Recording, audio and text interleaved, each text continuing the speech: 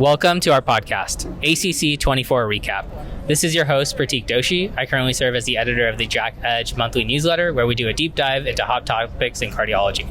I'm lucky to be joined by my associate editor, Sneha Nandi, and two incredible guests, Dr. Janet Wei, the incoming ACC Southern California governor and the associate program director of the Cardiology Fellowship at Cedars Sinai Medical Center, and Dr. Nare Torosyan, our fifth-year cardiology fellow at Keck, at the Keck Medical Center of USC. Dr. Wei, Dr. Torosyan, thank you so much for being here. We're so excited to have you as guests on the show. So we asked all their guests, we're here at ACC. What do you guys like to do besides, listen to posters and presentations while we're here in Atlanta? I can start. So when I'm not in the hospital, I love spending time outdoors. So going on long walks, hikes, and doing day trips to different cities along the coast in California. Well, that sounds a lot of fun. I also love hiking, but my real pleasure is watching mystery movies or TV shows. What is the mystery movie that you can recommend for us and our listeners? Oh, well, the TV show that I'm currently watching is Only Murders in the Building, which I think is a lot of fun. I'm a big fan of that show. So for our listeners, I think if you guys are interested, I believe it's on Hulu. So. That's right. Not that Hulu is promoting this show. Not at all. But to kind of jump into our topic, so we're here in Atlanta, ACC 2024. We have a record number of people here, actually, according to the numbers that I've heard from the powers that be. But how's the experience been so far? Any interesting points or learning topics that you guys have come across? Yeah. So in my experience previously, I had experienced ACC completely virtually because of COVID. So it's really wonderful to be here in person. And I think as soon as you walk through the conference doors, there's this tangible excitement and energy with people connecting with each other across institutions and training levels. And there's also amazing faculty who are so generous with their time and who are sharing their expertise and pushing the envelope really across all subspecialties within cardiology. So I think that's really inspiring to see. And this morning I got to participate in the Women in Cardiology meeting. And I also just attended a session on cardiobstetric emergencies. So I think that really speaks to the cardiobstetric section and the Women in Cardiology section, really advocating for having sessions like these to educate us and help us become better clinicians. Awesome. Dr. Wei? Yeah, that's so great to hear how ACC inspires you, because this is exactly how I got interested in cardiology, was attending an ACC scientific sessions when I was a resident, and just feeling the excitement, the energy, the passion from all of the speakers, the attendees, really made me want to, follow a career in cardiology, particularly academic cardiology. I got to come in yesterday and have a full day just listening to the Board of Governors, our leaders in ACC, talk about what ACC does for us, and really ACC is our professional community. And we get to understand everything that they do behind the scenes. And I think one of the pertinent things for maybe this audience is that you may have heard that ACC, along with partnering with many other cardiovascular societies, formally petitioned for a new cardiovascular board. Yeah. And so we hear actually hot off the press that there's going to be a time period for us to give feedback to the ABMS, yeah. And so that is going to be coming up, a 90-day period. And so look out in your emails from your program directors to give feedback about this new cardiovascular board, which is supposed to help overall us, but also more importantly, patient care. Absolutely. And I think that's definitely pertinent for Dr. Torosyan and Dr. Nandi as they're coming up on their cardiology boards. Yes. Won't probably affect you guys, but in the future. No, but I also think it's great that, we have a meeting here where we can come together and talk about big ideas like transitioning and building a whole new cardiovascular board. We're talking about, very subspecialized topics like cardiobstetrics. So I think, the beauty of ACC is it brings new people and brings new voices, but it also lets us share ideas in a forum that we otherwise don't get a chance to do. Absolutely.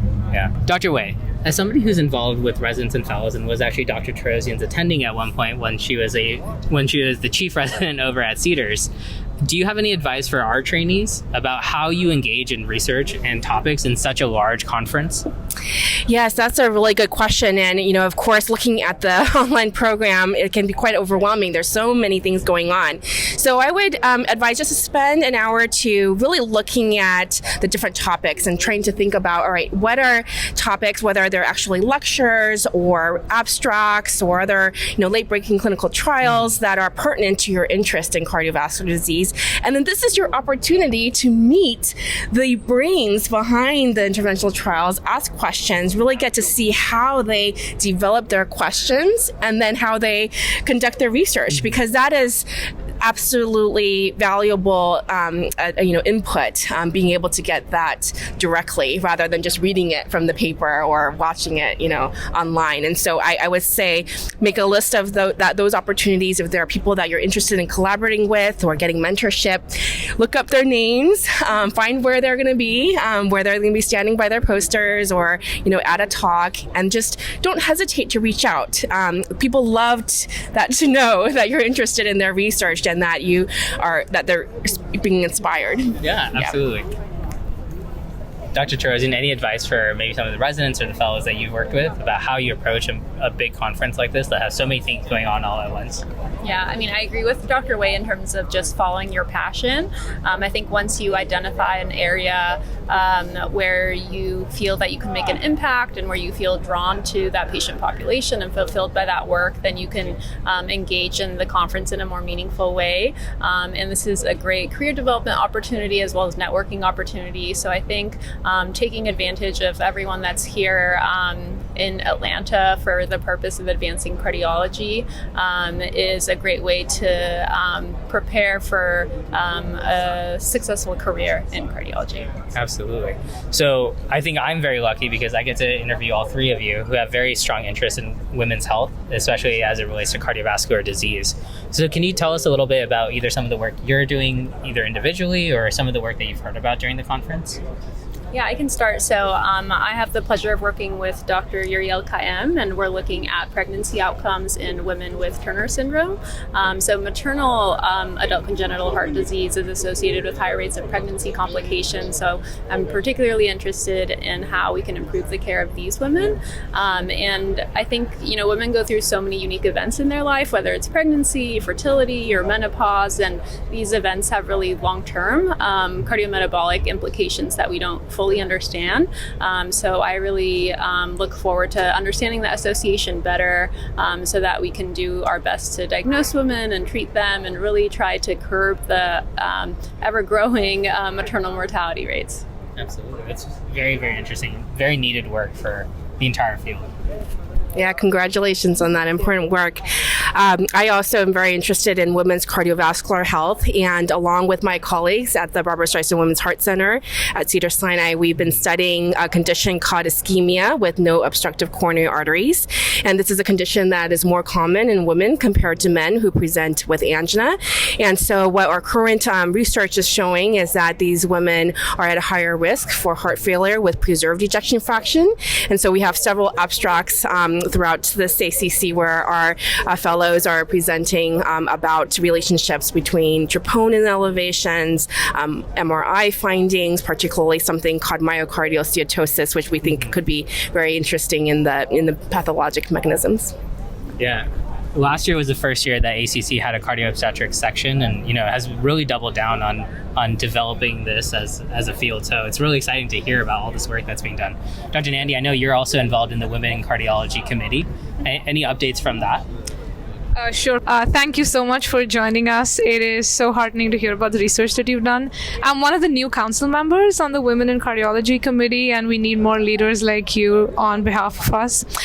You mentioned you enjoyed some of the sessions. We did have a session that just finished on reproductive challenges and fertility planning for trainees. I feel that's a topic that's not addressed as openly, and some of the attendings mentioned that they weren't even aware that trainees had coverage for egg freezing cycles or medications or things like that? I know you're the governor for the Southern California ACC, and I would imagine you have a women in cardiology section there.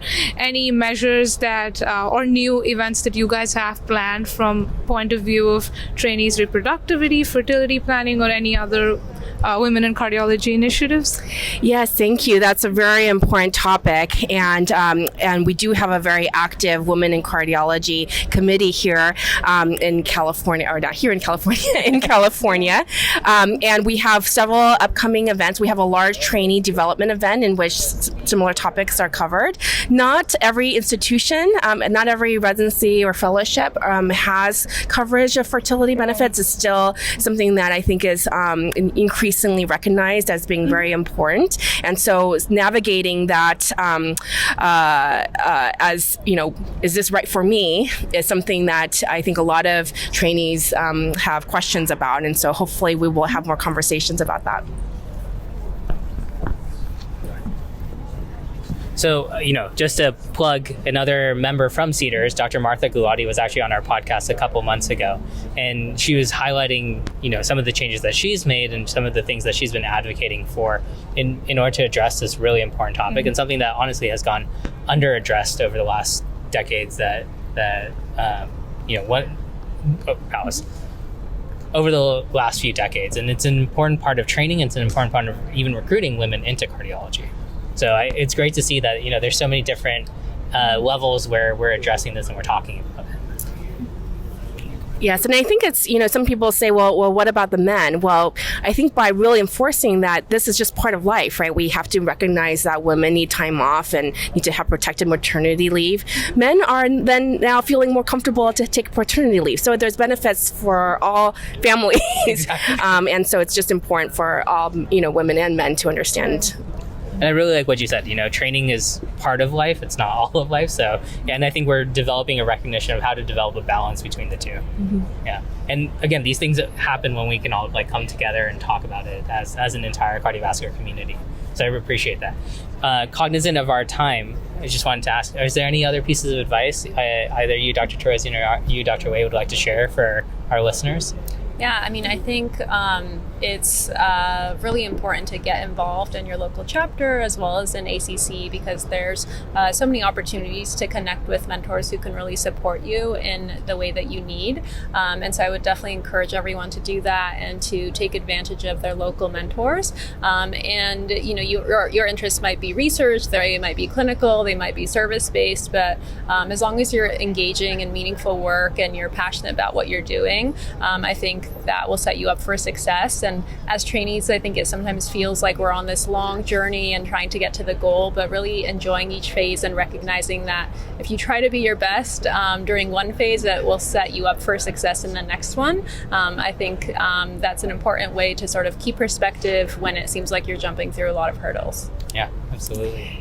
Nare, yes, that's a really good point. And for those trainees who are not quite really interested in research, think about advocacy. Advocacy is very important for our patients, for us as clinicians. And ACC has a huge advocacy committee where you can get involved and go to, the Capitol and participate in Legislative Day. So that is coming up in October, and we encourage trainees, residents, fellows to participate. There is funding for that. There's also in your local chapter many advocacy committees where you can even go to your state. The California State Lobby Day is coming up later next month, and so we encourage you to just ask your local chapter about how you can get involved. There's micro volunteering. There's also big volunteering. Absolutely, absolutely. Well, that's our time for right now. But Dr. Wei, Dr. Torosyan, thank you so much for being guests on our podcast. It's such a pleasure speaking with both of you and learning from both of you, and you as well, Dr. Nandi. For more insights on ACC.24 as well as other hot topics in cardiology, please subscribe to the JACC Edge newsletter. For our listeners, this is your host Pratik Doshi. We hope to catch you next time on the JACC Edge podcast.